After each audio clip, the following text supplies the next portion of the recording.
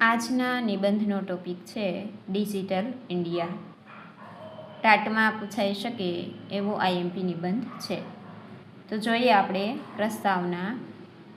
આજનું યુગ ટેકનોલોજી અને ઇન્ટરનેટનો યુગ છે.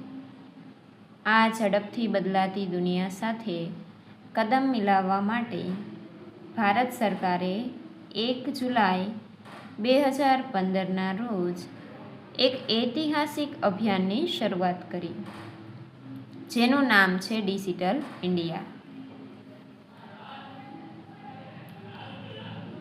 આ અભિયાનનો મુખ્ય ઉદ્દેશ ભારતના દરેક નાગરિકને સરકારી સેવાઓ ઇલેક્ટ્રોનિક માધ્યમથી ઉપલબ્ધ કરાવવી અને દેશને ટેકનોલોજીની દ્રષ્ટિએ સશક્ત બનાવવાનો છે.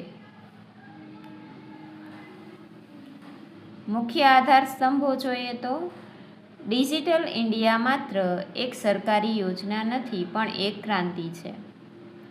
તે મુખ્યત્વે 3 બાબતો પર કામ કરે છે. ડિજિટલ ઇન્ફ્રાસ્ટ્રક્ચર, દેશના ખૂણે-ખૂણા સુધી, ખાસ કરીને ગામડાઓ સુધી હાઈ સ્પીડ ઇન્ટરનેટ પહોંચાડવું. બીજું છે ડિજિટલ ડિલિવરી. તમામ સરકારી સેવાઓ, શિક્ષણ અને આરોગ્યને ઓનલાઈન પ્લેટફોર્મ પર લાવી પારદર્શિતા વધારવી. 3. ડિજિટલ સાક્ષરતા.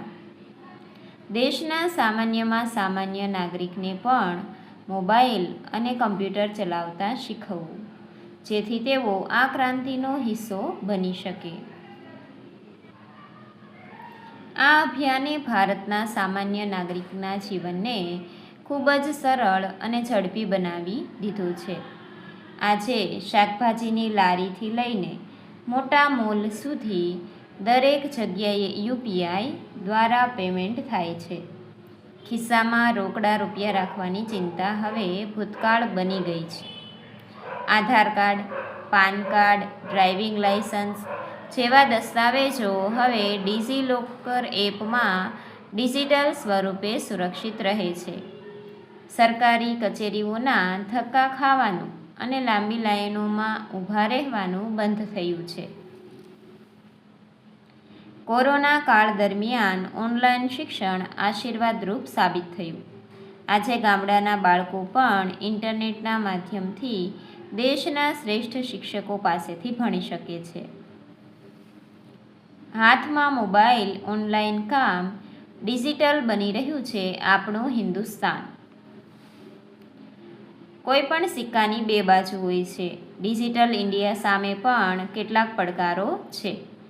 આજે પણ ભારતના અંતરિયાળ ગામડાઓમાં ઇન્ટરનેટ કનેક્ટિવિટીની સમસ્યા છે. આ સિવાય સાયબર ક્રાઇમ અને ઓનલાઈન છેતરપિંડીના કિસ્સાઓ પણ વધ્યા છે. આ પડકારોનો સામનો કરવા માટે લોકોમાં સાયબર સુરક્ષા અંગે જાગૃતિ ફેલાવવી અને કડક કાયદાઓ બનાવવાની ખૂબ જ જરૂર છે. ઉપસંહાર. ડિજિટલ ઇન્ડિયા એ 21મી સદીના નવા ભારતની ઓળખ છે. આ અભિયાને ભારતને વૈશ્વિક સ્તરે ટેકનોલોજીના ક્ષેત્રમાં મોખરે લાવી દીધું છે. જ્યારે દેશનો છેવાડાનો નાગરિક પણ ડિજિટલી સાક્ષર બનશે, ત્યારે જ સાચા અર્થમાં આત્મનિર્ભર ભારત અને વિકસિત ભારતનું સપનું સાકાર થશે. ચાલો આપણે સૌ સાથે મળીને આ ડિજિટલ ક્રાંતિમાં આપણું યોગદાન આપીએ.